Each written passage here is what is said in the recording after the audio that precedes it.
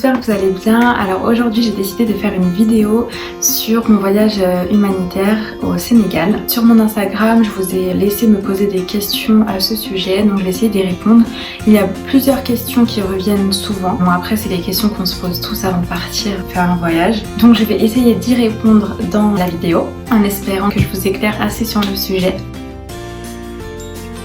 Tout d'abord, je suis partie avec l'association Vivre Ensemble. Donc c'est une association qui a une pouponnière qui se situe à Mbour. C'est un village en fait au Sénégal. Pas très loin de Saly, une ville assez touristique et même beaucoup de Français y habitent.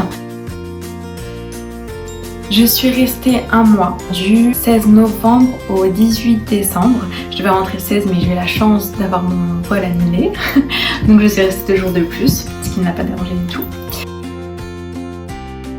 Ensuite, la question qui revient le plus, comment j'ai fait les démarches, comment je les ai contactés, comment ça s'est passé. Donc je vais vous expliquer tout ça. Ça faisait très longtemps que je voulais faire de l'humanitaire mais je ne savais pas où.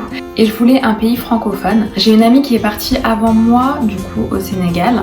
Et à partir de là, je lui ai demandé le nom de l'association, elle me l'a donné, j'ai été sur leur site internet et j'ai tout simplement envoyé un mail pour leur informer que j'étais très intéressée, si je pouvais avoir un petit peu plus de détails sur ce qu'on faisait là-bas et les prochaines dates disponibles. Ils m'ont répondu assez rapidement, ils vous donnent plusieurs dates et vous devez leur dire laquelle vous convient le mieux. Donc moi c'était du 16 novembre au 16 décembre. Quand vous vous donnez la date, ils vous fixent une réunion avec plusieurs personnes. J'allais dire filles parce que nous on n'était que des filles, mais il y a aussi évidemment des hommes qui peuvent s'inscrire. Quand j'étais là-bas, j'ai vu passer 3 hommes, donc il n'y a pas de souci, c'est juste moi dans ma réunion avec des filles. Donc c'est une réunion qui se situe à Le Mans pour nous expliquer comment ça se passe, qu'est-ce qu'on va faire là-bas, nous expliquer un peu leur mode de fonctionnement. On doit aussi se présenter nous-mêmes, qu'est-ce qu'on fait dans la vie, on a quel âge, pourquoi on veut aller là-bas, combien de temps on y va, quel hébergement on a choisi, parce que vous pouvez soit aller dans la maison des bénévoles qui est à 10 € par semaine, ou alors prendre un hôtel, louer une maison, enfin voilà, c'est vraiment comme vous voulez, c'est juste pour qu'ils sachent à peu près combien de personnes il y aura dans la maison pour qu'il y ait assez de place pour les bénévoles. Voilà, après cette réunion là, quelques jours après, ils vous renvoient un mail pour bien demander la confirmation que vous y allez. Une fois confirmé, vous êtes inscrite. Ensuite, vous m'avez demandé qu'est-ce qui était compris. Alors, rien. Tout est à votre charge. Que ce soit le billet d'avion, le logement, mais après le logement des bénévoles c'est que 10 € par semaine, donc c'est raisonnable. La nourriture, le déplacement, les excursions. Voilà, donc en fait vous payez tout, mais honnêtement moi j'avais payé 400 et quelques euros pour un mois le billet d'avion. Et après tout ce qui est nourriture, taxi, restaurant, excursion, donc tout ça est à votre charge. Qu'est-ce qu'on faisait là-bas? Alors là-bas, comme je vous ai dit, c'est une pouponnière. Du coup, c'est avec des enfants. Donc voilà, on s'occupait des enfants tout simplement. On les occupait, on leur donnait à manger, on les changeait. Enfin, tout ce que peut faire un enfant en fait. Donc ça va de des tout petits bébés de quelques mois à des enfants vraiment qui vont à l'école, qui font leurs devoirs. Donc on peut les aider à faire leurs devoirs. C'est vraiment, il y a un peu de tout âge. On m'a demandé si je faisais ce que je voulais, dans le sens mes journées, si je les planifiais moi-même. Alors oui, je les planifiais moi-même. Si j'avais pas envie d'aller à la pouponnière ce jour-là, je n'y allais pas. Si j'avais envie d'y aller que le matin, j'y allais que le matin. Si j'allais que l'après-midi, j'allais que l'après-midi. On pouvait même faire des nuits à la pouponnière, donc c'est un peu plus difficile, mais vous pouvez totalement en faire. Ça fait 2 ans et demi maintenant que j'ai été, donc je sais pas si ça a changé à ce niveau-là, mais en tout cas à l'époque je pouvais faire des nuits et des journées. Alors au tout début il n'y avait pas de planning. Ils ont mis le planning, je crois quelques jours après que je sois arrivée, ou une semaine ou quelques jours après, je me rappelle plus, parce que les bénévoles y allaient pratiquement tous à la même heure. Donc ça posait problème, il y avait trop de personnes par exemple le matin. Pas assez l'après-midi, donc ça pouvait poser problème, fallait qu'on équilibre un petit peu les journées. Donc ils ont mis en place un planning de 20 heures minimum par semaine. Moi ce que je faisais c'est que j'y allais le plus souvent le matin, comme ça j'avais mon après-midi de libre. Vous m'avez demandé aussi si je faisais ce que je voulais, bah oui. Je vais vous dire en détail juste après les activités qu'il y a à faire, les lieux à visiter, etc. Donc voilà, donc mes journées c'était matin pouponnière, l'après-midi soit plage, visite, excursion. Ça pouvait varier, enfin ça changeait tous les jours. Alors vous pouvez vous dire un mois c'est long ou un mois c'est pas assez. Pour une première c'est assez. Si j'aurais pu rester un peu plus, je serais restée un peu plus. Au niveau des déplacements, vous avez des taxis, donc vous avez soit des taxis, je sais plus comment ils appellent ça, mais groupés où il y a vraiment plusieurs personnes dedans, ou alors des taxis vraiment pour vous, donc c'est un petit peu plus cher mais c'est quand même donné. La vie là-bas n'est pas chère. Ensuite, les activités qu'il y a à faire, on en a plusieurs. Après, c'est pas des activités où on bouge beaucoup. Vous pouvez aller à la plage. Il y a un hôtel, restaurant, piscine, donc le Marrakech, à Embourg même. Nous, on y allait très souvent. On était plus piscine que plage, donc on allait souvent là-bas. Et en plus, le restaurant était super bon. Et le personnel de l'hôtel, vraiment top. J'ai rien à dire, on a même été cuisiner un jour dans leur cuisine. Vous avez le marché d'Embourg, donc il y a un peu de tout. Et il y a des stands de tissus. Alors moi j'en achetais tout le temps, j'achetais tout le temps différents tissus et j'allais chez le couturier pour qu'il me fasse des tenues, des sacs, des trousses. Voilà, vous pouvez lui demander ce que vous voulez. Ils vous le feront avec plaisir. Je vous ai parlé de Sali tout à l'heure, donc c'est une ville touristique où il y a beaucoup de Français. Alors là-bas vous pouvez trouver une très belle plage avec un restaurant, petite boutique, même de souvenirs. Il y a un marché de souvenirs aussi que j'ai fait mes derniers jours. Donc là vous pouvez acheter vraiment tous vos souvenirs. Et à Sali il y a aussi des salons de massage. Si ça peut vous intéresser.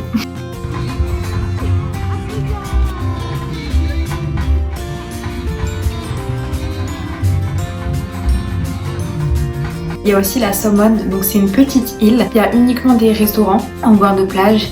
Et c'est vraiment pour voilà, une après-midi relax, bronzette, manger et massage. Il y a des dames qui passent sur la plage voilà, qui vous proposent de vous masser. Vous pouvez y aller, encore une fois c'est pas cher donc ça fait toujours plaisir de se faire masser. Il y a une boutique à Embourg qui s'appelle Uno.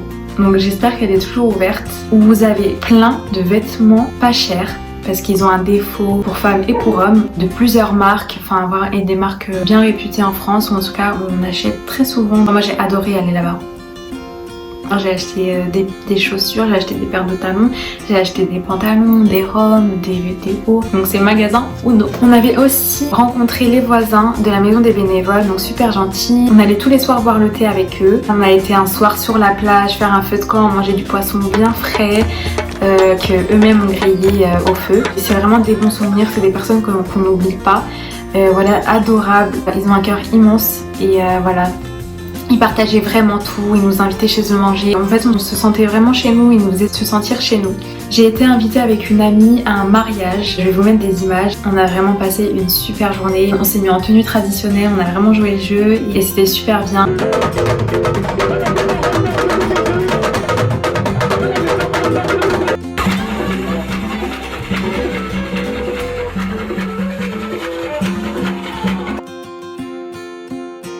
Donc j'ai fait plusieurs excursions. Il y a l'île aux coquillages où tout est fait en coquillage. Donc pareil, je vais vous mettre les photos. Il y a des petites maisons en coquillage, le sol c'est que du coquillage. Et puis ils ont fait des petites boutiques, Leroy Merlin, Carrefour Market. Je vais vous montrer ça.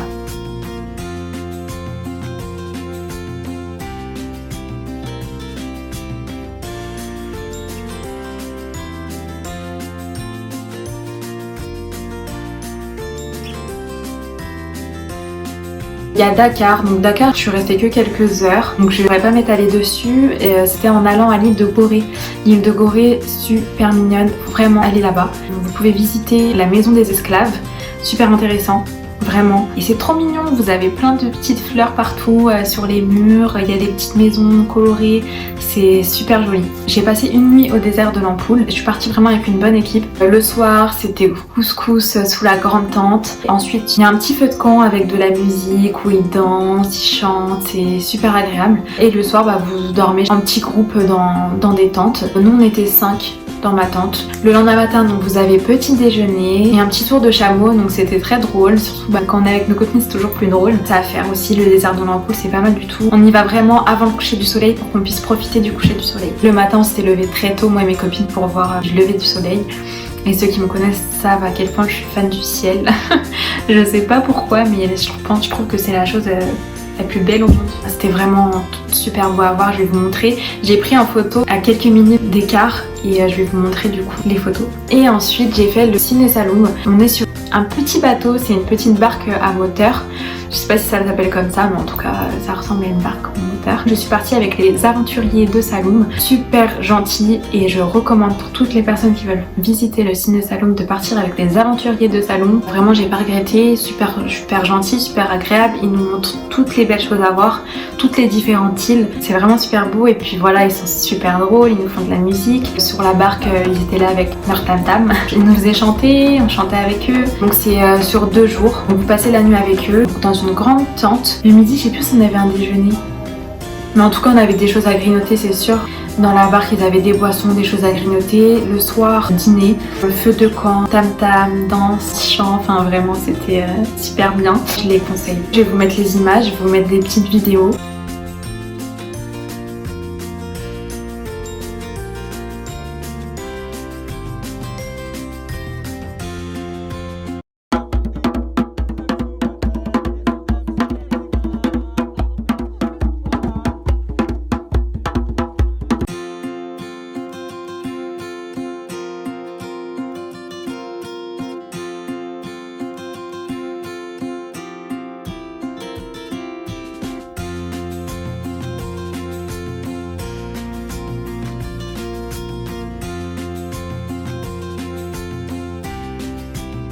Oui, vraiment. Après, j'ai une petite histoire où voilà, c'est mon seul mauvais souvenir du voyage. Je m'étalerai pas dessus.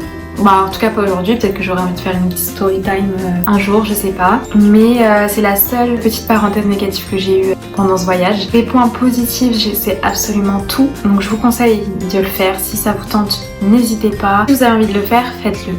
C'est tout. Après, si c'est une erreur, bah, vous allez apprendre de cette erreur. Mais honnêtement, je sais pas comment on peut avoir de mauvais souvenirs dans cette expérience. La seule chose négative que je pourrais dire sur cette expérience, c'est le manque de sécurité venant des membres de l'association. Je dis ça par expérience. Ils ne prennent ni en compte les inquiétudes, les plaintes et les remarques des bénévoles. Vraiment, je dis ça parce que moi-même je me suis plaint d'un des membres. Il n'y a jamais eu de suite. Aujourd'hui, il travaille encore là-bas. Donc c'est vraiment quelque chose que je ne comprends pas, mais bon, on va pas chercher à comprendre. Mais après, ne vous inquiétez pas, c'était pas quelque chose d'énorme, mais c'est quelque chose qu'on aurait pu rectifier et ça n'a pas été fait. Donc c'est la seule chose négative que j'aurais à dire sur ce voyage. Après, je pense qu'ils le savent qu'il y a un manque de sécurité parce que sinon ils auraient fait le nécessaire. Surtout qu'il y a eu plusieurs remarques concernant la personne concernée. C'est tout, c'est la seule chose que j'aurais retenue de négatif de ce voyage. Autrement, c'est vraiment une expérience à faire et je ne regrette pas du tout. Je garde que des bons souvenirs. Et si vous avez envie de le faire, faites-le à fond. J'ai un autre conseil à vous donner. Si vous souhaitez faire un voyage, c'est vraiment une expérience où vous voulez y aller pour vous déconnecter de tout le monde, vous faire votre vie, allez-y toute seule ou tout seul. Parce qu'y aller avec une amie, c'est pas forcément ce qu'il faut faire. Donc voilà, j'espère que j'ai répondu à toutes vos questions. N'hésitez pas à me dire par commentaire si ça vous a plu. Et si vous avez encore d'autres questions, les posez soit en commentaire ou en privé sur mon Instagram, je répondrai avec grand plaisir. N'hésitez pas à liker, partager si ça vous plaît. À bientôt pour une nouvelle vidéo, bisous.